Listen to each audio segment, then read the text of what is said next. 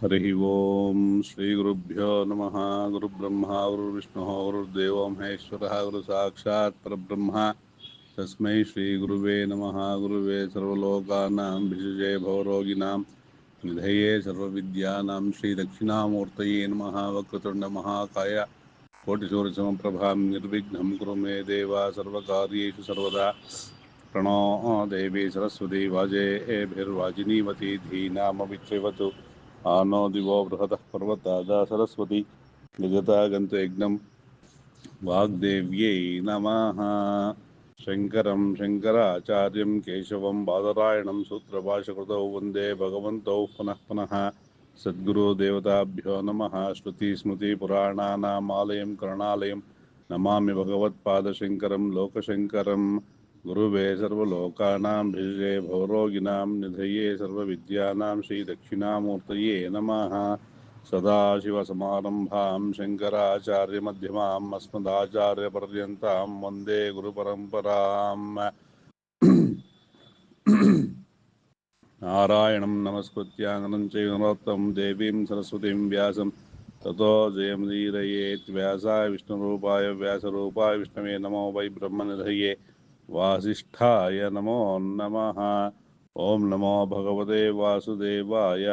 ನಾರಾಯಣ ಪರೋ ವ್ಯಕ್ತ ದಂಡಮವ್ಯಕ್ತಸಂಭವಂ ಮಂಡಸ್ಯಾಂತಸ್ತು ಮೇ ಲೋಕಾಃ ಸಪ್ತದ್ವೀಪಾ ಚ ಮೇಧಿನಿ. ಓಂ ಸಹನಾ ಭವತು ಸಹನೌ ಭುನಕ್ತು ಸಹ ವೀರ್ಯಂ ಕರವಾವಹೈ ತೇಜಸ್ವಿನಾವಧೀತಮಸ್ತು ಮಾ ವಿದ್ವಿಷಾವಹೈ. ಓಂ ಶಾಂತಿ ಶಾಂತಿ ಶಾಂತಿ. ಹರಿ ಓಂ ಶ್ರೀ ಗುರುಭ್ಯೋ ನಮಃ.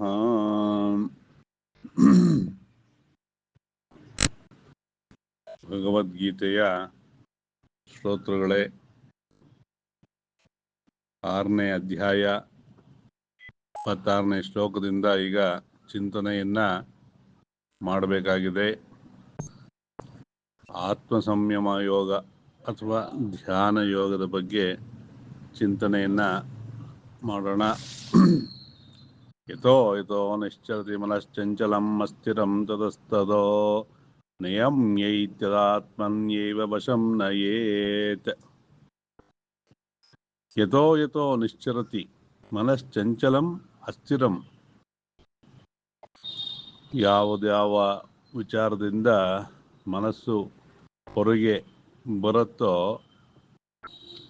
ಆ ಚಂಚಲವಾಗಿ ಮತ್ತೆ ಅಸ್ಥಿರವಾಗಿರೋ ಮನಸ್ಸು, ಅದನ್ನ ಏನ್ ಮಾಡಬೇಕು ಅಂತಂದ್ರೆ ತತಸ್ತತೋ ನಿಯಮ್ಯೈ ತದ ಆತ್ಮನ್ಯೇವ ವಶಂ ನಯೇತ್.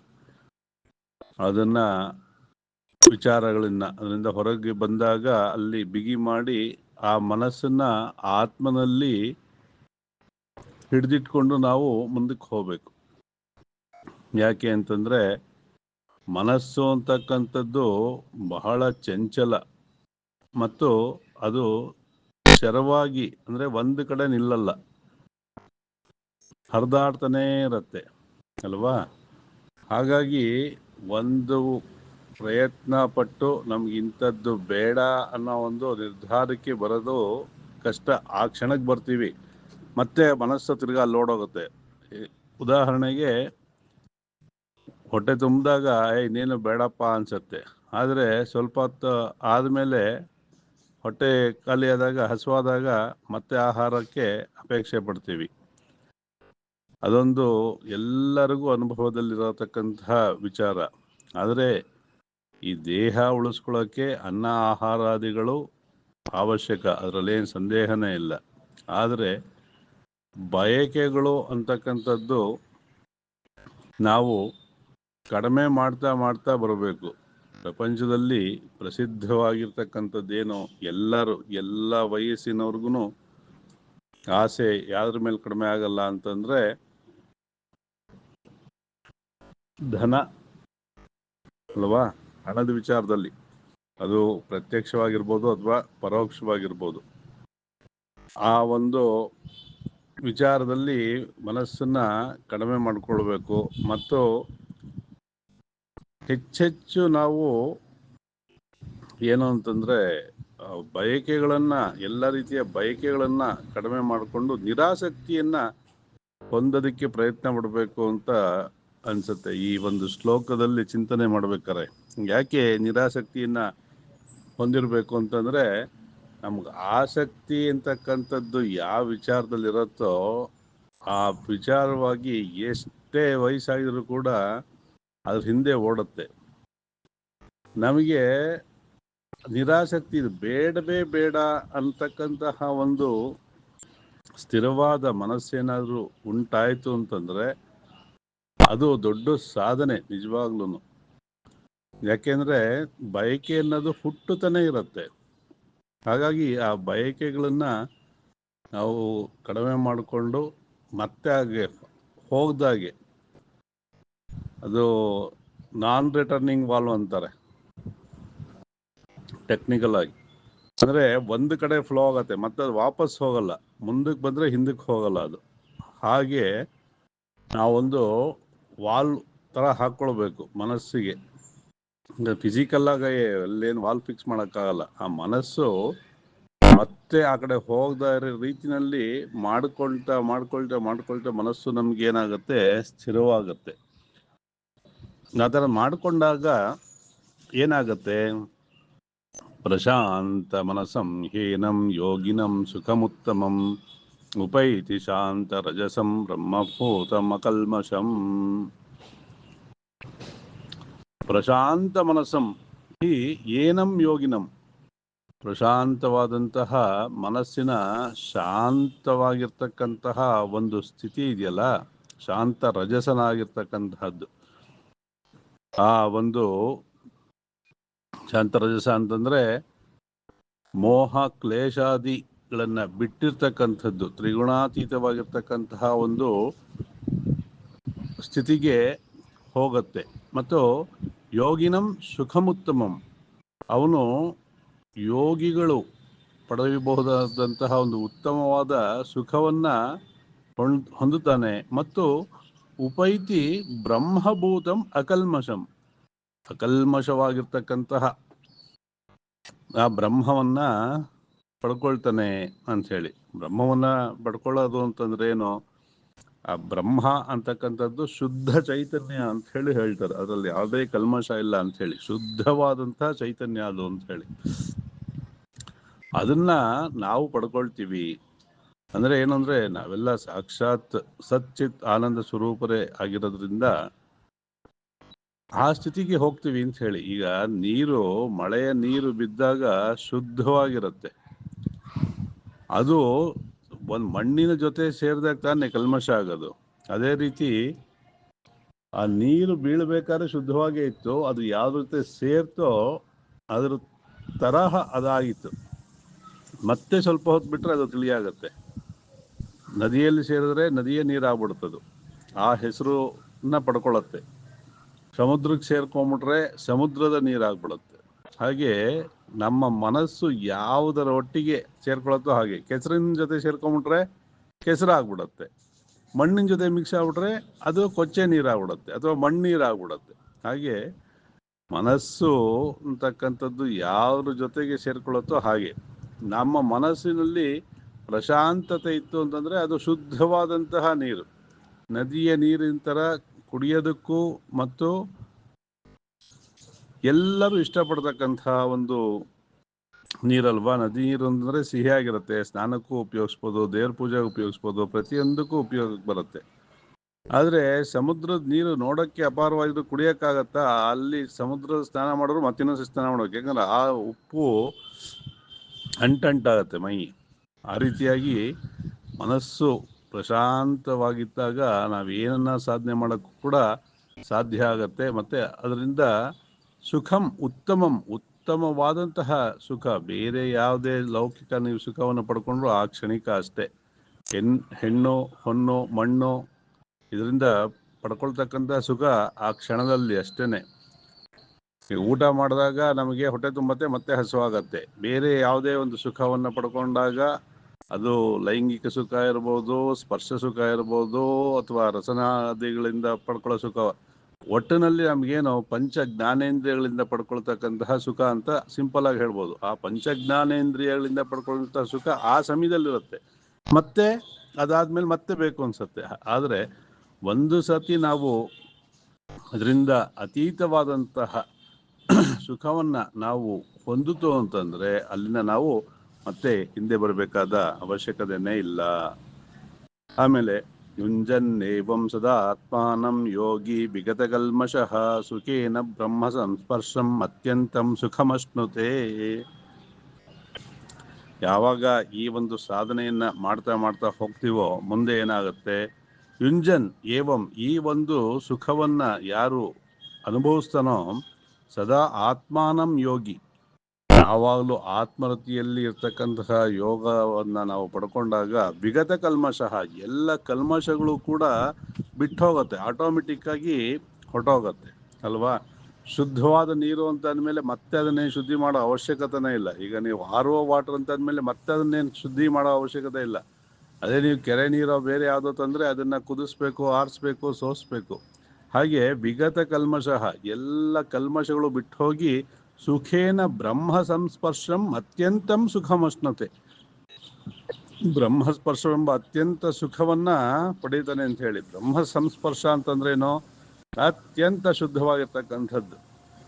ಯಾಕೆ ಆ ಬ್ರಹ್ಮ ಅಂತಕ್ಕಂಥದ್ದು ಅತ್ಯಂತ ಶುದ್ಧವಾಗಿರ್ತಕ್ಕಂಥದ್ದು, ತ್ರಿಗುಣ ಅತೀತವಾಗಿರ್ತಕ್ಕಂಥದ್ದು. ನಾವೆಲ್ಲ ಏನೋ ತ್ರಿಗುಣಾತ್ಮಕರಾದಂಥವ್ರು, ಅಂದರೆ ನಮಗೆ ಸತ್ವ ತಮೋ ರಜೋ ಗುಣ ಮೂರು ಇಂದ ನಮಗೆ ಈ ದೇಹ ಅಥವಾ ನಮ್ಮ ಈ ಮನಸ್ಸು ಕಾರ್ಯಗಳು ನಡೀತಾ ಇದೆ. ಆದರೆ ಆ ಬ್ರಹ್ಮ ಅಂತಕ್ಕಂಥದ್ದು ತ್ರಿಗುಣ ಅತೀತ, ಆ ಗುಣದಿಂದ ಅತೀತವಾಗಿರ್ತಕ್ಕಂತಹ ಆ ಒಂದು ಸ್ಥಿತಿಯನ್ನ ನಾವು ಪಡ್ಕೊಳ್ತೀವಿ ಅಂತ ಹೇಳ್ತಾ ಇದ್ದಾನೆ. ಯಾವಾಗ ನಾವು ಮನಸ್ಸನ್ನ ಅಷ್ಟು ಪರಿಶುದ್ಧವಾಗಿ ಮಾಡಿಕೊಂಡು ನಾವು ಹಿಡಿತದಲ್ಲಿ ಇಟ್ಕೊಳ್ಳೋ ಒಂದು ಪ್ರಯತ್ನವನ್ನ ಮಾಡಿದಾಗ ಅಂತ ಹೇಳ್ತಾ ಇದ್ದಾರೆ. ಹಾಗಾಗಿ ನಾವು ಸತತವಾದಂತಹ ಪ್ರಯತ್ನವನ್ನು ಮಾಡಿನೇ ಅದನ್ನು ಪಡ್ಕೊಳ್ಬೇಕಾಗತ್ತೆ. ಹಾಗಾಗಿ ಏನು ಅಂತಂದರೆ ಸುಲಭ ಮಾರ್ಗ ಏನು ಅಂತಂದರೆ, ನಮಗೆ ಸಂಬಂಧಪಡದೇ ಇರೋ ವಿಚಾರದಲ್ಲಿ ನಾವು ತಾತ್ಸಾರವಾಗಿ ಅಥವಾ ನಿರ್ಲಿಪ್ತವಾಗಿರೋದನ್ನ ಮೊದಲು ಕಲಿಬೇಕು. ಯಾರೋ ಏನೋ ಮಾಡಿದ್ರು, ಯಾರಿಗೋ ಏನೋ ಆಯಿತು, ಈ ವಿಚಾರಗಳನ್ನ ಯೋಚನೆ ಮಾಡೋದು, ಈ ಸೀರಿಯಲ್ಗಳು ನೋಡೋದು, ಫೇಸ್ಬುಕ್ಕಲ್ಲಿ ಬೇಡದೇ ಇರೋದನ್ನೇ ನೋಡ್ಕೊಂಡು ಕೂತಿರೋದು, ಬೇಡದೇ ಇರೋ ಮಾತೇ ಆಡ್ತಾ ಇರೋದು, ಇದನ್ನ ಮಾಡ್ಬೋದು ಪ್ರಯತ್ನ ಪಟ್ಟರೆ. ಇದು ಸುಲಭ. ಇದರಿಂದ ಮುಂದಿಂದು ಆಸೆಗಳು ಬಯಕೆಗಳನ್ನ ಕಡಿಮೆ ಮಾಡ್ಕೊಳ್ಳೋದು ಸ್ವಲ್ಪ ಕಷ್ಟ. ಪ್ರಯತ್ನ ಪಡ್ತಾ ಅದು ಆಗತ್ತೆ, ಸಾಧ್ಯ ಇಲ್ಲ ಅಂತಲ್ಲ. ಅದೆಲ್ಲ ಅನುಭವಕ್ಕೆ ಬಂದಿರತಕ್ಕಂಥದ್ದು. ಎಷ್ಟೋ ಜನ ನಮ್ಮಿಂದ ಯಾವ್ಯಾವುದೋ ಕಾರಣಕ್ಕೆ ದೂರ ಆಗಿದ್ರು ನಾವು ಬದುಕ್ತಾ ಇದ್ದೀವಿ. ಹಾಗೇನೆ ಎಷ್ಟೋ ಬಯಕೆಗಳನ್ನ ನಾವು ಬಿಟ್ಟು ಬದುಕ್ಬೋದು.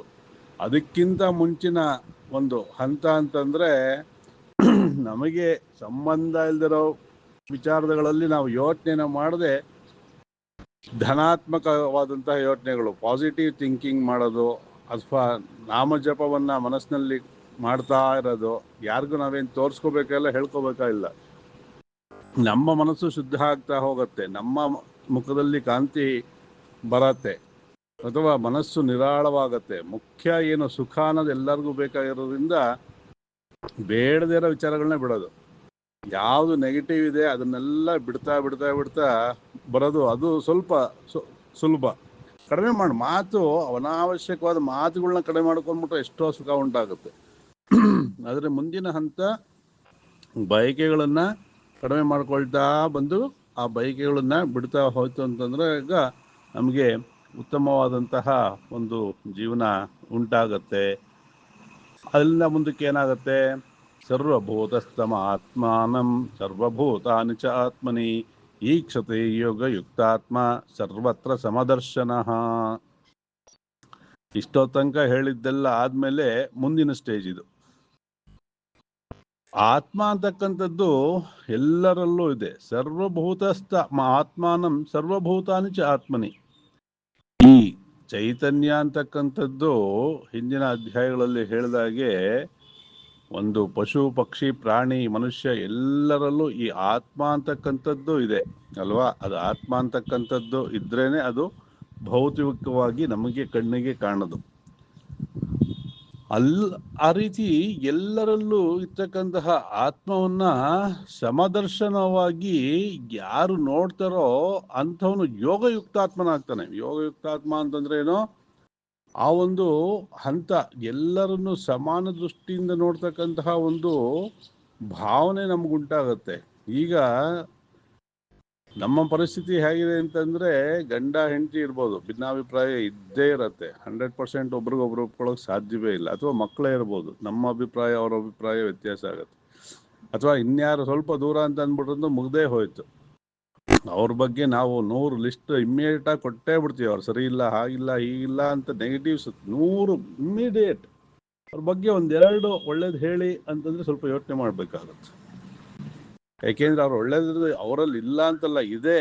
ನಾವು ಗುರುತಿಸಕ್ಕೆ ನಮ್ಮ ಮಾನಸಿಕ ಸ್ಥಿತಿ ಸಿದ್ಧವಾಗಿರೋದಿಲ್ಲ. ಅದಕ್ಕೋಸ್ಕರ ಹಿಂದಿನ ಶ್ಲೋಕಗಳಲ್ಲಿ ಹೇಳಿದ ಹಾಗೆ ನಾವು ಮನಸ್ಸಿನ ಸಿದ್ಧತೆ ಮಾಡಿಕೊಂಡ್ತಾ ಬಂದಾಗ ಸರ್ವಭೂತಸ್ಥ ಆತ್ಮಾನಂ ಅಂತಕ್ಕಂಥದ್ದು ಉಂಟಾಗತ್ತೆ. ನನ್ನಲ್ಲಿ ಏನು ಚೈತನ್ಯ ಇದೆಯೋ ಅದೇ ಚೈತನ್ಯ ಅವನಲ್ಲೂ ಇದೆ. ನನಗೆ ಏನು ನೋವು ಸುಖ ದುಃಖಗಳು ಉಂಟಾಗತ್ತೋ ಅವನಿಗೂ ಅದೇ ಸುಖ ದುಃಖಗಳಿದೆ, ನೋವು ನಲಿವುಗಳು ಉಂಟಾಗತ್ತೆ ಇತ್ಯಾದಿಗಳನ್ನ ನಾವು ಆಲೋಚನೆ ಮಾಡೋದಕ್ಕೆ ಶುರು ಮಾಡ್ತೀವಿ. ಆಲೋಚನೆ ಮಾಡೋದಕ್ಕೆ ಶುರು ಮಾಡಿದಾಗ ಏನಾಗುತ್ತೆ, ನಮಗೆ ಎಲ್ಲರಲ್ಲೂ ಕೂಡ ಸಮಾನ ದೃಷ್ಟಿ ಅಂತಕ್ಕಂಥದ್ದು ಉಂಟಾದಾಗ ಅವ್ರಿಗುಂಟಾಗಲೇ ಬಿಡಲಿ, ಫಸ್ಟು ನಮಗೆ ಅವ್ರ ಮೇಲೆ ಹೆಚ್ಚು ಋಣಾತ್ಮಕ ನೆಗೆಟಿವ್ ಥಿಂಕಿಂಗ್ ಕಡಿಮೆ ಆಗುತ್ತೆ. ಋಣಾತ್ಮಕ ಚಿಂತನೆ ಕಡಿಮೆ ಆದಾಗ ನಮ್ಮ ಆರೋಗ್ಯ, ನಮ್ಮ ಮನಸ್ಸು ನಿರಾಳವಾಗಿರುತ್ತೆ. ಮೊದಲು ನಾವು ನಿರಾಳವಾಗಿದ್ರೆ ಬೇರೆಯವ್ರ ನಿರಾಳತೆಯನ್ನು ಕೊಡ್ಬೋದು. ಅಂದರೆ ನಾವು ಕಾಮ್ ಆಗಿದ್ರೆ ಇನ್ನೊಬ್ರು ಕಾಮ್ ಆಗಿರೋಕೆ ಬಿಡ್ತೀವಿ, ನಾವು ಟೆನ್ಷನ್ ಇದ್ರೆ ಇನ್ನೊಬ್ರನ್ನ ಟೆನ್ಷನ್ ಮಾಡ್ತೀವಿ. ಹಾಗಾಗಿ ಇದನ್ನು ಚೆನ್ನಾಗಿ ಅಭ್ಯಾಸ ಮಾಡ್ತಾ ಮಾಡ್ತಾ ಹೋದಾಗ ಮುಂದೆ ಏನಾಗುತ್ತೆ, ಯೋ ಮಾಂ ಪಶ್ಯತಿ ಸರ್ವತ್ರ ಸರ್ವಂ ಚ ಮಯಿ ಪಶ್ಯತಿ ತಸ್ಯಾಹಂ ನ ಪ್ರಣಶ್ಯಾಮಿ ಸ ಚ ಮೇ ನ ಪ್ರಣಶ್ಯತಿ. ಇದು ಇಷ್ಟೆಲ್ಲ ಸಾಧನೆ ಮಾಡಿದಾಗ ಈ ಒಂದು ಹಂತಕ್ಕೆ, ಕಷ್ಟ ಅಂತಂದ್ರೆ ಈ ಹಂತಕ್ಕೆ ಬರೋದೇ ಬಹಳ ಕಷ್ಟ. ಬಂದ್ಬಿಡ್ತು ಅಂದ್ರೆ ಮುಂದಕ್ಕೆ ಬಹಳ ಸುಲಭ ಆಗುತ್ತೆ. ಹೇಗೆ, ಯೋ ಮಾಂ ಪಶ್ಯತಿ ಸರ್ವತ್ರ, ಯಾರು ತನ್ನನ್ನೇ ಎಲ್ಲ ಕಡೆ ಕಾಣ್ತಾನೋ ಮತ್ತು ಸರ್ವಂಚ ಮೈ ಪಶ್ಯತಿ, ಎಲ್ಲವೂ ನನ್ನಲ್ಲಿ ಕಾಣ್ತಾನೋ ಅಂಥವನೇನಾಗ್ತಾನೆ, ತಸ್ಯ ಅಹಂ ನ ಪ್ರಣಶ್ಯಾಮಿ ಸ ಚ ಮೇ ನ ಪ್ರಣಶ್ಯತಿ. ಅವನು ಎಲ್ಲ ಕಡೆನೂ ಕಾಣ್ತಾ ಇದ್ದಾನೆ, ಅವನಲ್ಲೇ ಎಲ್ಲವೂ ಕಾಣ್ತಾ ಇದೆ, ಎಲ್ಲ ಕಡೆಯೂ ಅವನನ್ನೇ ಕಂಡ್ಕೊಳ್ತಾ ಇದ್ದಾನೆ ಅಂತಂದ್ರೆ ಏನಾಗುತ್ತೆ, ನಾನಿಲ್ಲದೆ ಯಾವುದು ಇಲ್ಲ ಅಥವಾ ನನ್ನಲ್ಲೇ ಎಲ್ಲ ಇದೆ ಅನ್ನತಕ್ಕಂತಹ ಮನೋಭಾವನೆ. ಅಂದ್ರೇನೋ ಸರ್ವತ್ರ ಸಮದೃಷ್ಟಿ. ಇವಾಗ ನಮಗೆ ನಾವೇ ನೋವು ಮಾಡ್ಕೊಳ್ತೀವ, ನಮಗೆ ನಾವೇ ಮೋಸ ಮಾಡ್ಕೊಳಕ್ಕಾಗತ್ತಾ? ಆಗಲ್ಲ. ಏಕೆಂದ್ರೆ ನನಗೆ ಸುಖ ಬೇಕು, ನನಗೆ ದುಡ್ಡು ಬೇಕು, ನನಗಿನ್ನೇನೋ ಬೇಕು ಅಂತಕ್ಕಂಥದ್ದು ನಾನು ನಾನು ನಾನು ಅಂತಕ್ಕಂಥದ್ದು ನಾವು ಸಪರೇಟ್ ಮಾಡಿಟ್ಕೊಂಡಾಗ, ನಾನು ಎಲ್ಲವೂ ನಾನೇ ಆದಾಗ ಅಲ್ಲಿ ಅದ್ವೈತ, ನನ್ನನ್ನು ಬಿಟ್ಟು ಯಾವುದೂ ಇಲ್ಲ ಅಂತ. ಅಂದ್ರೆ ನನ್ನನ್ನು ಬಿಟ್ಟು ಯಾವುದೂ ಇಲ್ಲ ಅಂದ್ರೆ ಅಹಂಕಾರ ಅಲ್ಲ, ಎಲ್ಲದರಲ್ಲೂ ನಾನು ಇದ್ದೀನಿ, ನನ್ನಲ್ಲಿ ಎಲ್ಲವೂ ಇರ್ತಕ್ಕಂತಹ ವಸುದೈವ ಕುಟುಂಬಕಂ ಅಂತಕ್ಕಂತಹ ವಿಶಾಲವಾದಂತಹ ಬುದ್ಧಿ. ಇವಾಗ ಯಾರಿಗೋ ಬೈದ್ರೆ ನನಗೆ ಬೈಕೊಂಡ ಹಾಗೆ, ಅಥವಾ ಯಾರಿಗೋ ಏನೋ ಮೋಸ ಮಾಡಿದ್ರೆ ನನಗೆ ನಾನೇ ಮೋಸ ಮಾಡ್ಕೊಂಡಾಗೆ ಅಂತಕ್ಕಂತಹ ವಿಶಾಲವಾದಂತಹ ಬುದ್ಧಿ. ಇದು ಅತ್ಯಂತ ಕಷ್ಟವಾದಂತಹ ಸ್ಥಿತಿ. ಈ ಒಂದು ಸ್ಥಿತಿ ಬರಬೇಕು ಅಂತಂದ್ರೆ ಹಿಂದಿನ ಶ್ಲೋಕಗಳಲ್ಲಿ ಹೇಳಿದಂತಹ ಸಾಧನೆಯನ್ನ ಮಾಡ್ತಾ ಮಾಡ್ತಾ ಮಾಡ್ತಾ ಮಾಡ್ತಾ ಈ ಒಂದು ಹಂತಕ್ಕೆ ನಾವು ಬರೋದಕ್ಕೆ ಸಾಧ್ಯ ಇದೆ. ಅಂದ್ರೆ ಯಾವುದೇ ಒಂದು ವಿಚಾರ ಮಾಡಬೇಕಾದ್ರೂ ಕೂಡ ನಮ್ಮ ಸತತವಾದಂತಹ ಪ್ರಯತ್ನ ಇದ್ದೇ ಇರಬೇಕು. ಒಂದು ಅಡುಗೆ ಕೆಲಸ ಮಾಡೋದಿರ್ಬೋದು, ಅಥವಾ ಒಂದು ಡ್ರೈವಿಂಗ್ ಇರ್ಬೋದು, ಕಸ ಗುಡಿಸೋದ್ರಿಂದ ಹಿಡಿದು ಅಡ್ಮಿನಿಸ್ಟ್ರೇಷನ್ವರೆಗೂ ಯಾವುದೇ ಇರ್ಬೋದು, ನಾವು ಅಲ್ಲಿ ಸಂಪೂರ್ಣವಾದ ಮನಸ್ಸಿಟ್ಟು ನಾವು ಇದನ್ನು ಉತ್ತಮಗೊಳಿಸ್ಬೇಕು ಅಂತಕ್ಕಂತಹ ಸತತವಾದ ಪ್ರಯತ್ನ ಪಟ್ಟಾಗಲೇ ನಾವು ಮುಂದೆ ಅದನ್ನ ಇಂಪ್ರೂವ್ ಮಾಡ್ಕೊಳ್ಳೋದಕ್ಕೆ ಸಾಧ್ಯತೆ ಇದೆ. ಹಾಗಾಗಿ ಈ ಮನಸ್ಸು ಅಂತಕ್ಕಂಥದ್ದು ಎಲ್ಲದಕ್ಕಿಂತ ವಾಯು ವೇಗಕ್ಕಿಂತ ವೇಗವಾಗಿರ್ತಕ್ಕಂಥದ್ದು ಯಾವುದು ಅಂದ್ರೆ ಮನಸ್ಸು ಅಂತ ಹೇಳ್ತಾರೆ. ಗಾಳಿನಾದ್ರೂ ಇಲ್ಲಿಂದ ಅಲ್ಲಿಗೆ ಹೋಗ್ಬೇಕಾದ್ರೆ ಟೈಮ್ ತಗೊಳತ್ತೆ. ಅದಕ್ಕಿಂತ ವೇಗವಾಗಿ ಮನಸ್ಸು ಇಲ್ಲಿಂದ ಅಮೇರಿಕಾಗೆ ಬೇಕಾದ್ರೆ ಹೊರಟು ಅಲ್ಲಿ ಏನು ನಡೀತಾ ಇದೆ ನಾವು ನೋಡಿಲ್ಲದೆ ಇರ್ತಕ್ಕಂತಹ ಪ್ರದೇಶದ್ದು ಅಥವಾ ದೇಶದ್ದು ಚಿಂತನೆಯನ್ನು ಮಾಡ್ಬಿಡುತ್ತೆ ಮನಸ್ಸು ಇಲ್ಲೇ ಕೂತ್ಕೊಂಡು. ಆದರೆ ಗಾಳಿ ಇಲ್ಲಿಂದ ಅಲ್ಲಿಗೆ ಹೋಗ್ಬೇಕಾದ್ರೆ ಎಷ್ಟೋ ಟೈಮ್ ಬೇಕಾಗುತ್ತೆ. ಆ ರೀತಿಯಾಗಿರ್ತಕ್ಕಂತಹ ಮನಸ್ಸನ್ನು ಹಿಡಿತದಲ್ಲಿ ಹಿಡ್ಕೊಳ್ಳೋ ಪ್ರಯತ್ನ ಪಟ್ಟು ಪಟ್ಟು ಪಟ್ಟು ನಾವು ಏನು ಮಾಡಬೇಕು, ಯೋಮಾಂ ಪಶ್ಯತಿ ಸರ್ವತ್ರ ಅನ್ನೋ ಸ್ಥಿತಿಗೆ ಬರಬೇಕಾಗತ್ತೆ.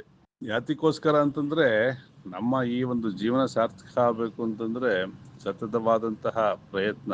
ಏನೋ ಒಂದಿಷ್ಟು ಆಸ್ತಿ ಸಂಪಾದನೆ ಮಾಡೋದು, ಒಂದಿಷ್ಟು ಪೋಸ್ಟು ಪೊಸಿಷನ್ನು ತೊಗೊಳ್ಳೋದಲ್ಲ. ಈ ಒಂದು ಹಂತಕ್ಕೆ ಬರಬೇಕು ಅಂತಂದರೆ ಭಾಳ ಅತ್ಯಂತವಾದಂತಹ ಕಷ್ಟವಾದ ಕೆಲಸ. ಕಷ್ಟಪಟ್ರೇ ಅದಕ್ಕೆ ಫಲವೂ ಇದ್ದೇ ಇರುತ್ತೆ ಅಲ್ವಾ? ಹಾಗಾಗಿ ಮುಂದೆ ಸರ್ವಭೂತ ಸ್ಥಿತಂ ಯೋ ಮಾಂ ಭಜತ್ಯೇಕಸ್ಥಿತಮಾಸ್ಥಿತಃ ಸರ್ವಥಾ ವರ್ತಮಾನೋಪಿ ಸ ಯೋಗಿ ಮಯಿ ವರ್ತತೆ. ಏನು ಹೇಳ್ತಾನೆ ಶ್ರೀಕೃಷ್ಣ, ಯಾವನು ಸರ್ವಭೂತಗಳಲ್ಲಿರುವ ನನ್ನನ್ನು ಏಕತ್ವವನ್ನು ನೋಡ್ತಾನೋ, ಆಶ್ರಯಿಸ್ತಾನೋ, ಸರ್ವಭೂತ ಸ್ಥಿತಂ ಅಂದರೆ ಆ ಶುದ್ಧವಾದಂತಹ ಚೈತನ್ಯ, ಶ್ರೀಕೃಷ್ಣ ಅಂತ ಹೇಳ್ತೀವಲ್ಲ, ಅದಕ್ಕೆ ನೀವು ಯಾವುದೇ ಹೆಸರು ಹೇಳಿದ್ರೂ ಆ ಶುದ್ಧವಾದ ಚೈತನ್ಯ, ಈಶ್ವರ ಅಂತ ಹೇಳಿ, ಕೃಷ್ಣ, ನಾರಾಯಣ, ನರಸಿಂಹ, ಯಾವುದೇ ಹೆಸರಿಂದ ನೀವು ಕರಿಬೋದು. ಅದಕ್ಕೆ ಸರ್ವದೇವ ನಮಸ್ಕಾರ ಕೇಶವಂ ಪ್ರತಿ ಗಚ್ಚತಿ ಅಂತ ಹೇಳ್ತಾರಲ್ಲ, ಆ ರೀತಿಯಾಗಿ ಆ ಶುದ್ಧವಾದ ಚೈತನ್ಯ, ಎಲ್ಲೆಡೆಯಲ್ಲೂ ಹರಡಿರ್ತಕ್ಕಂತಹ ಶುದ್ಧವಾದ ಚೈತನ್ಯ ಏನಾಗುತ್ತೆ, ಸರ್ವಥಾ ವರ್ತಮಾನೋ ಅಪಿ ಯೋಗಿಮಯಿ ವರ್ತತೆ. ಆ ಯೋಗಿ ಹೇಗಿದಾನೋ ಅವನನ್ನ ನಾನು ನನ್ನಲ್ಲಿಯೇ ಇರ್ತಾನೆ ಅಂತ ಹೇಳಿ ಹೇಳ್ತಾನೆ. ಯಾಕೆ? ಆ ಚೈತನ್ಯ ಇರೋದ್ರಿಂದ ತಾನೇ ನಾವು ಇಲ್ಲಿ ಭೌತಿಕವಾಗಿ ಕಾಣಿಸ್ಕೊಳ್ತಾ ಇರೋದು. ಆ ಭೌತಿಕವಾಗಿ ಕಾಣಿಸ್ಕೊಳ್ತಾ ಇದ್ದೀವಿ, ಆದರೆ ಸಂಪೂರ್ಣವಾದಂತಹ ಕಶ್ಮಲದಿಂದ ಕೂಡಿದೆ. ಕಶ್ಮಲ ಅಂತಕ್ಕಂಥದ್ದು ಯಾವುದು? ಈ ತ್ರಿಗುಣಾತ್ಮಕವಾದಂತಹದ್ದು, ಸತ್ವ ರಜ ತಮೋಗುಣ ಅಂತಕ್ಕಂತಹ ಈ ಕಶ್ಮಲ ನಮ್ಮಲ್ಲಿದೆ. ಅದನ್ನು ಹೋಗಲಾಡಿಸ್ಕೊಂಡಾಗ ಏನಾಗುತ್ತೆ, ನಾವೇ ಆ ಕೃಷ್ಣನ ಅಂಶ ಅಂತಕ್ಕಂಥದ್ದು ನಮಗೆ ಗೋಚರ ಆಗುತ್ತೆ. ಇದು ವೇದಾಂತ ಏನು ಹೇಳ್ತಾ ಇರ ಅಂತಂದರೆ ಅನುಭವೈಕ್ಯ ಗಮ್ಯಂ, ಅನುಭವದಿಂದಲೇ ಗೊತ್ತಾಗೋದು ಅಂಥೇಳಿ ಹೇಳ್ತಾರೆ. ಅದನ್ನು ಬೇರೆ ಯಾರಿಗೂ ತೋರ್ಸೋಕ್ಕಾಗಲ್ಲ. ಸಿಹಿ ನನ್ನ ನಾಲ್ಗೆಯ ಮೇಲೆ ಬಿದ್ದಾಗ ನನಗದರ ರುಚಿ ಅನುಭವಕ್ಕೆ ಬರುತ್ತೆ ಹೊರತು ಇನ್ನೊಬ್ರಿಗೆ ಬರೋದಿಲ್ಲ. ಹಾಗೆ ಇದನ್ನು ನಾವು ಅನುಭವಿಸ್ಬೋದೇ ಹೊರತು, ಅಥವಾ ನಾವು ಅನುಭವಿಸ್ತಾ ಇರೋ ಸುಖವನ್ನು ನೋಡಿ ಅಥವಾ ನಾವಿರ್ತಕ್ಕಂತಹ ನಮ್ಮ ಒಂದು ನಡೆನುಡಿ ನೋಡಿ ಇನ್ನೊಬ್ಬರು ಕಲ್ತ್ಕೊಳ್ಬೋದು. ಜೀವನ್ಮುಕ್ತರಾದಂತಹ ಚಂದ್ರಶೇಖರ ಭಾರತಿ ಮಹಾಸ್ವಾಮಿಗಳು ಹೇಳ್ತಾ ಇದ್ರಂತೆ, ನಾವು ಇನ್ನೊಬ್ರಿಗೆ ಹೇಳಕ್ಕೆ ನಾನು ಯಾರು ಅಂತ, ಅಂಥ ಮಹಾನುಭಾವರು ಹೇಳ್ತಿದ್ರಂತೆ. ಅವನಿಗೆ ಹೇಳಕ್ಕೆ ನಾನು ಯಾರು? ನಮ್ಮ ನಡೆನುಡಿ ನೋಡಿ ಅವ್ರು ಕಲ್ತ್ಕೊಳ್ಬೋದು ಅಷ್ಟೇ ಅಂಥೇಳಿ ಅಂತ ಮಹಾನುಭಾವರು ಹೇಳ್ತಿದ್ರು ಅಂಥೇಳಿ ಅವರ ಒಂದು ಜೀವನ ಚರಿತ್ರೆಯಲ್ಲಿ ಹೇಳ್ತಾರೆ. ಹಾಗೆ ನಾವು ಆದಷ್ಟು ಕೂಡ ಪ್ರಯತ್ನವನ್ನು ಮಾಡೋಣ ಅಂತ ಹೇಳ್ತಾ ಮುಂದೆ ಆತ್ಮೋಪಮ್ಯೇನ ಸರ್ವತ್ರ ಸಮಂ ಪಶ್ಯತಿ ಯೋ ಅರ್ಜುನ ಸುಖಂ ವಾ ಯದಿ ವಾ ದುಃಖಂ ಸ ಯೋಗಿ ಪರಮೋ ಮತಃ. ಹೇ ಅರ್ಜುನ, ಆತ್ಮ ಉಪಮ್ಯೇನ ಸರ್ವತ್ರ ಸಮಂ ಪಶ್ಯತಿ, ಎಲ್ಲ ಕಡೆಯಲ್ಲೂ ಯಾರು ಆತ್ಮ ಉಪಮಯ ಭಾವ ಅಂತ ಹೇಳಿ ಹೇಳ್ತಾ ಇದ್ದಾರೆ. ಅಂದರೆ ಈ ಮನಸ್ಸಿನ ಉಪಮಾನ ಅಂತಕ್ಕಂಥದ್ದು ಬೇರೆ ಯಾವುದೂ ಇಲ್ಲ. ಯಾಕೆ ಅಂತಂದರೆ ಅದು ಸರ್ವತ್ರ ಇದೆ. ಈಗ ಆಕಾಶಕ್ಕೆ ಉಪಮಾನವನ್ನು ಕೊಡಿ ಅಂತಂದರೆ ಆಗಲ್ಲ, ಆಕಾಶಕ್ಕಿಂತ ದೊಡ್ಡದಿನ ಯಾವುದೂ ಇಲ್ಲ. ಹಾಗಾಗಿ ಆಕಾಶಕ್ಕೆ ಆಕಾಶನೇ ಉಪಮಾನ, ಅದಕ್ಕಿಂತ ದೊಡ್ಡದಲ್ಲ. ಸಮುದ್ರ ಅಂದರೆ ಎಲ್ಲ ಕಡೆನೂ ಸಮುದ್ರ ಇಲ್ಲ. ಸಮುದ್ರ ಥರ ದೊಡ್ಡದಾಗಿದೆ ಅಂದರೆ ಸಮುದ್ರಕ್ಕೆ ಒಂದು ಲಿಮಿಟ್ ಇದೆ. ಈಗ ಬೆಂಗಳೂರು ಮೈಸೂರೆಲ್ಲ ತೊಗೊಂಡ್ರೆ ಸಮುದ್ರನೂ ಇಲ್ಲ, ಮಂಗಳೂರಿಗೆ ಹೋದರೆ ಸಮುದ್ರ ಇದೆ ಅಲ್ವಾ? ಅಂದರೆ ಅದಕ್ಕೆ ಒಂದು ಲಿಮಿಟ್ ಇದೆ. ಆದರೆ ಆಕಾಶ ಅಂತಕ್ಕಂಥದ್ದು ಸರ್ವತ್ರ ವ್ಯಾಪಕವಾಗಿದೆ. ಹಾಗಾಗಿ ಅದಕ್ಕೆ ಉಪಮಾನವೇ ಇಲ್ಲ. ಆ ಉಪಮಾನವಿಲ್ಲರ್ತಕ್ಕಂತಹ ಆತ್ಮನ ಯಾರು ಎಲ್ಲ ಕಡೆಯಲ್ಲೂ ನೋಡ್ತಾನೋ ಅಂಥವನಿಗೆ ಏನಾಗುತ್ತೆ, ಸುಖಂ ವಾ ಇದಿ ವಾ ದುಃಖಂ ಸ ಯೋಗಿ ಪರಮೋಮತ. ಅವನಿಗೆ ಸುಖವಾಗಲಿ ದುಃಖ ಆಗಲಿ ಅಂತಕ್ಕಂಥದ್ದು ಇಲ್ಲವೇ ಇಲ್ಲ. ಯಾಕೆಂದರೆ ನಮಗೆ ಏನಾಗಿದೆ ಅನುಭವದಲ್ಲಿ ಅಂತಂದರೆ, ಸೆಕೆ ಆದಾಗ ಫ್ಯಾನ್ ಹಾಕೊಂಡ್ರೆ ಸುಖ ಅನಿಸುತ್ತೆ, ಅಥವಾ ಚಳಿ ಆದಾಗ ರಗ್ ಹೊದ್ಕೊಂಡ್ರೆ ಸುಖ ಅನಿಸುತ್ತೆ. ಆದರೆ ಶೀತೋಷ್ಣವನ್ನು ಸಮವಾಗಿ ಯಾರು ಕಾಣ್ತಾನೋ ಅವನಿಗೆ ಸುಖ ದುಃಖ ಅಂತಕ್ಕಂಥದ್ದು ಇಲ್ಲವೇ ಇಲ್ಲ ಅವನಿಗೆ. ಹಾಗಾಗಿ ಯಾರು ಎಲ್ಲ ಕಡೆಯೂ ಸರ್ವತ್ರ ಆತ್ಮೌಪಮ್ಯೇನ ಅಂದರೆ ಆತ್ಮೌಪಮ್ಯೇನ ಅಂದರೆ ಆತ್ಮವನ್ನೇ ಎಲ್ಲ ಕಡೆಯಲ್ಲೂ ನೋಡ್ತಾ ಇರೋದ್ರಿಂದ ಅವನಿಗೆ ಬೇರೆ ಏನು ವ್ಯತ್ಯಾಸ ಅಂತಕ್ಕಂಥದ್ದೇ ಉಂಟಾಗಲ್ಲ. ನಾವು ಪ್ರತಿಯೊಂದರಲ್ಲೂ ವ್ಯತ್ಯಾಸವನ್ನೇ ಕಾಣ್ತೀವಿ. ಹಾಗಾಗಿ ನಮಗೆ ಎಲ್ಲವೂ ದುಃಖವಾಗಿ ಕಾಣುತ್ತೆ, ಯಾವುದೋ ಒಂದು ಸುಖವಾಗಿ ಕಾಣುತ್ತೆ. ನೀವು ಸಮ್ಮರಲ್ಲಿದ್ದಾಗ ರಗ್ಗೋದ್ಕೊಳಕ್ಕಾಗತ್ತಾ? ಅದು ಅತ್ಯಂತ ದುಃಖ ಆಗುತ್ತೆ. ಒಂದು ಕಾಟನ್ ಬಟ್ಟೆ ಹಾಕೊಳ್ಳೋದಕ್ಕೂ ನಮಗೆ ಸೆಕೆ ಅನಿಸ್ತಾ ಇರುತ್ತೆ. ಹಾಗೆ ಚಳಿಗಾಲದಲ್ಲಿ ಫ್ಯಾನ್ ಹಾಕೊಳ್ಳೋಕ್ಕಾಗತ್ತಾ? ಫ್ರೀಜರಲ್ಲಿ ನೀರು ಕುಡಿಯೋಕ್ಕಾಗತ್ತಾ? ದುಃಖ ಅನ್ಸತ್ತೆ. ನಿಮಗೆ ಒಂದು ಸಮಯದಲ್ಲಿ ಸುಖ ಕೊಟ್ಟಂತ ವಸ್ತು, ವ್ಯಕ್ತಿ, ವಿಷಯವೇ ಇನ್ನೊಂದು ಸಮಯದಲ್ಲಿ ಏನಾಗುತ್ತೆ, ದುಃಖವನ್ನು ಉಂಟು ಮಾಡುತ್ತೆ. ಅಲ್ಲಿಗೆ ಅದು ನಮಗೆ ಸುಖವೂ ಅಲ್ಲ ದುಃಖವೂ ಅಲ್ಲ ಅನ್ನೋದನ್ನ ನಮಗೆ ಅನುಭವಕ್ಕೆ ಬಂದಿರತ್ತೆ. ಆದರೆ ಅದು ನಮಗೆ ಗೊತ್ತಾಗಲ್ಲ. ಏನು ನಮಗೆ ಸಮ್ಮರಲ್ಲಿ ಐಸ್ ಕ್ರೀಮ್ ತಿಂದರೆ ಖುಷಿ ಅನಿಸುತ್ತೆ, ಚಳಿ ಕೊರೀತಾ ಇದೆ ಡಿಸೆಂಬರ್ ಐಸ್ ಕ್ರೀಮ್ ತಿನ್ನೋದು ಕಷ್ಟ ಆಗುತ್ತೆ. ಕೆಲವರು ಇಷ್ಟಪಟ್ಟು ತಿನ್ಬೋದು, ಅದು ಬೇರೆ ಪ್ರಶ್ನೆ. ಇನ್ ಜನರಲ್ ಆಗಿ ಯಾರೂ ಇಷ್ಟಪಡೋದಿಲ್ಲ. ಅವಾಗ ಚಳಿನಲ್ಲಿ ಬಿಸಿ ಬಿಸಿ ಕಾಫಿ ಆ ಥರದ್ದು ಬಿಸಿಯಾಗಿರೋ ಖಾರವಾಗಿರೋ ವಸ್ತುವನ್ನ ಇಷ್ಟಪಡ್ತೀವಿ. ಹಾಗೆ ಒಂದು ಸಮಯದಲ್ಲಿ ಕೊಟ್ಟಂತ ಸುಖವನ್ನು ಕೊಟ್ಟಂತ ಅದೇ ವಸ್ತು, ಅದೇ ವ್ಯಕ್ತಿ, ಅದೇ ವಿಷಯ ಇನ್ನೊಂದು ಸತಿ ಸುಖ ಅದರಿಂದ ಉಂಟಾಗುತ್ತೆ ಅಂತ ಹೇಳಕ್ ಬರೋದಿಲ್ಲ. ಹಾಗಾಗಿ ಈ ಶುದ್ಧವಾದ ಚೈತನ್ಯ ಅಂತಕ್ಕಂಥದ್ದೇನಿದೆ ಅದು ನಮಗೆ ಸದಾ ಕಾಲವೂ ಸುಖವನ್ನೇ ಉಂಟು ಮಾಡ್ತಕ್ಕಂಥದ್ದು. ಅಂದರೆ ನಮ್ಮ ಶುದ್ಧವಾದಂತಹ ಚೈತನ್ಯ ಮಾಡಿಕೊಂಡಾಗ ಅನ್ನೋ ಅರ್ಥನ ಈ ಒಂದು ಶ್ಲೋಕದಲ್ಲಿ ನಾವು ಚಿಂತನೆಯನ್ನ ಮಾಡ್ಬೋದು ಅಂಥೇಳಿ ಶ್ರೀಕೃಷ್ಣ ಹೇಳ್ತಾ ಇದ್ದಾನೆ. ತಿರ್ಗಾ ಅರ್ಜುನನ ಪ್ರಶ್ನೆ ಶುರು ಆಗತ್ತೆ. ಅರ್ಜುನ ಉವಾಚ ಯೋ ಅಯಂ ಯೋಗಸ್ತ್ವಯ ಪ್ರೋಕ್ತ ಸಾಮ್ಯೇನ ಮಧುಸೂದನ ಏತಸ್ಯಾಹಂ ನ ಪಶ್ಯಾಮಿ ಚಂಚಲತ್ವಾ ಸ್ಥಿತಿಂ ಸ್ಥಿರಾಂ. ಹೇ ಮಧುಸೂದನ, ಸಾಮ್ಯ ಅಂತ ನೀನು ಯಾವುದು ಯೋಗವನ್ನ ಹೇಳ್ತಾ ಇದೆಯೋ ಅದು ಚಂಚಲವಾಗಿದೆ, ಇದು ಸ್ಥಿರವಾಗಿರೋದನ್ನು ನಾನು ಕಾಣ್ತಾ ಇಲ್ಲ ಅಂತ ಹೇಳ್ತಾ ಇದ್ದಾನೆ. ಇದು ನಮಗೆ ನಾವೇ ಹೇಳ್ತಾ ಇರೋ ಥರ ಇಲ್ವಾ ಇದು? ಯಾಕೆ ಅಂದರೆ ನೀನೇನೋ ಹೇಳ್ತಾ ಇದೀಯಪ್ಪ, ನೀನು ಸರ್ವಶಕ್ತ ಸರ್ವಜ್ಞ ಎಲ್ಲವೂ ಆಗಿದೆಯಾ ನೀನು, ಎಲ್ಲ ಸರ್ವಜ್ಞ ಎಲ್ಲವನ್ನು ತಿಳ್ಕೊಂಡ್ರು, ಸರ್ವಶಕ್ತ ಎಲ್ಲವನ್ನು ಮಾಡೋದಕ್ಕೆ ನಿನಗೆ ಶಕ್ತಿ ಇದೆ, ನಮಗಿಲ್ವಲ್ಲ. ಸರ್ವತ್ರ ವ್ಯಾಪಕವಾಗಿದೆಯಾ ನೀನು. ನಮಗೆ ನಮ್ಮ ದೇಹ ಎಷ್ಟಿದೆ ಅಷ್ಟಗಲದಲ್ಲೇ ನಾವಿರ್ತೀವಿ ಅಲ್ವಾ, ಅದಕ್ಕಿಂತ ಜಾಸ್ತಿ ಹೋಗೋಕ್ಕಾಗತ್ತಾ? ಆಗಲ್ಲ. ಹಾಗಾಗಿ ನೀನೇನೋ ಸುಲಭವಾಗಿ ಹೇಳ್ಬಿಡ್ತೀಯ, ಯೋಗದಿಂದ ನೀನು ಎಲ್ಲ ಕಡೆಯಲ್ಲೂ ಇದೆ ಅಂತ ಹೇಳ್ತೀಯಲ್ಲ. ಯೋ ಅಯಂ ಯೋಗಸ್ತ್ವಯ ಪ್ರೋಕ್ತ ಸಾಮ್ಯೇನ ಮಧುಸೂದನ, ಏನೋ ಹೇಳ್ತೀಯಲ್ಲ ಯೋಗ, ಅದು ಯಾವ್ದು ಇದೆಯೋ ಅದು ನನಗೆ ಚಂಚಲವಾಗಿರ್ತಕ್ಕಂಥ, ನನಗದನ್ನು ಕಾಣ್ತಾ ಇಲ್ವಲ್ಲಪ್ಪ ಅಂಥೇಳಿ ಶ್ರೀಕೃಷ್ಣನ ಅರ್ಜುನ ಪ್ರಶ್ನೆ ಮಾಡ್ತಾ ಇದ್ದಾನೆ. ಅದಕ್ಕೆ ಭಗವಂತ ಉತ್ತರ ಕೊಡ್ತಾ ಇದ್ದಾನೆ. ಶ್ರೀ ಭಗವಾನ್ ವಾಚ ಅಸಂಶಯಂ ಮಹಾಬಾಹೋ ಮನೋ ದುರ್ನಿಗ್ರಹಂ ಚಲಂ ಅಭ್ಯಾಸೇನ ತು ಕೌಂತೆಯ ವೈರಾಗ್ಯೇನ ಚ ಗೃಹ್ಯತೆ. ನೋಡಿ, ಶ್ರೀಕೃಷ್ಣ ಕೂಡ ಹೇಳ್ಬಿಡ್ಲಿಲ್ಲ. ಯಾಕೆ? ಅವನು ಸರ್ವಜ್ಞ. ಅವನೊಂದೊಂದು ಅಕ್ಷರವೂ ಕೂಡ ಸರ್ವಕಾಲಿಕಕ್ಕೂ ಸತ್ಯವೇ. ನಾವು ಹೇಳ್ಬಿಡ್ತೇವೆ ಅದನ್ನ ಮರ್ತ್ಬಿಡ್ಬೇಕು, ಇದನ್ನ ಬಿಟ್ಬಿಡ್ಬೇಕು, ಅದನ್ನ ಮಾಡಬಾರ್ದು, ಇದು ಮಾಡಬಾರ್ದು, ಇದನ್ನೇ ಮಾಡಬೇಕು. ಸುಮ್ಮನೆ ಮಾತಲ್ಲಿ ಹೇಳ್ಬಿಡ್ತೀವಿ ಸುಲಭವಾಗಿ. ಯಾಕೆ ಅಂದರೆ ನಾವು ಅಜ್ಞರು, ಅಂದರೆ ಜ್ಞಾನ ಇಲ್ಲದವರು ಅಥವಾ ಅಲ್ಪಜ್ಞಾನಿಗಳು ನಾವು. ಅವನು ಸರ್ವಜ್ಞ. ಅದಕ್ಕೆ ಅವನು ಒಪ್ಕೊಂಡ. ಏನಂತ ಒಪ್ಕೊಂಡ?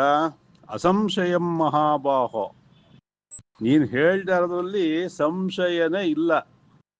ಯಾಕೆ?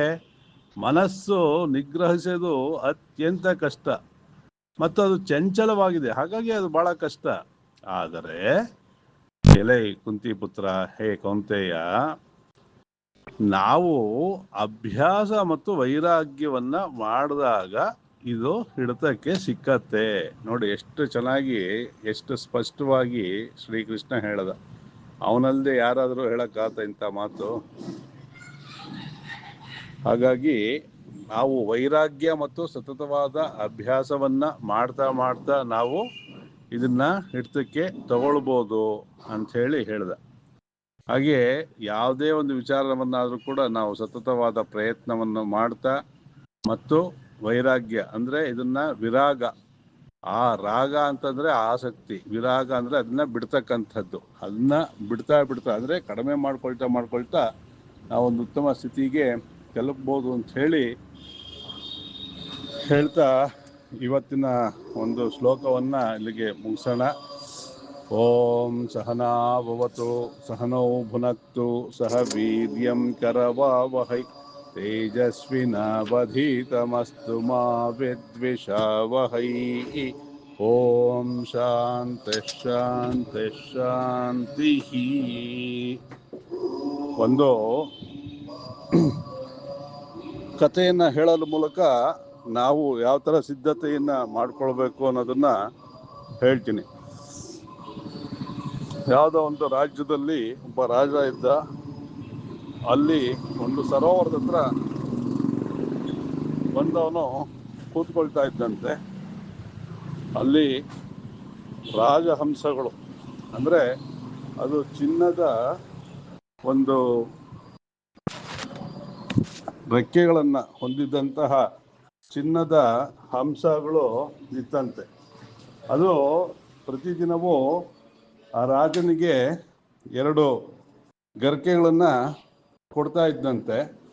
ಆ ಹಂಸಗಳು ನೋಡೋದಕ್ಕೆ ಬಹಳ ಸುಂದರವಾಗಿತ್ತು ಮತ್ತು ಇವನಿಗೂ ಕೂಡ ಆ ಚಿನ್ನದ ಗರಿಕೆಯಿಂದ ಧನ ಉಂಟಾಗ್ತಾ ಇತ್ತು. ಬಂಗಾರ ಅನ್ನೋದು ಅವತ್ತಿಂದ ಕೂಡ ಬೆಲೆ ಇದೆ ಅಂತಕ್ಕಂಥದ್ದು. ಹೀಗೆ ಇದ್ದಾಗ ಅಲ್ಲಿಗೆ ಯಾವುದೋ ಒಂದು ಕೊಕ್ಕರೆ ಬರುತ್ತೆ.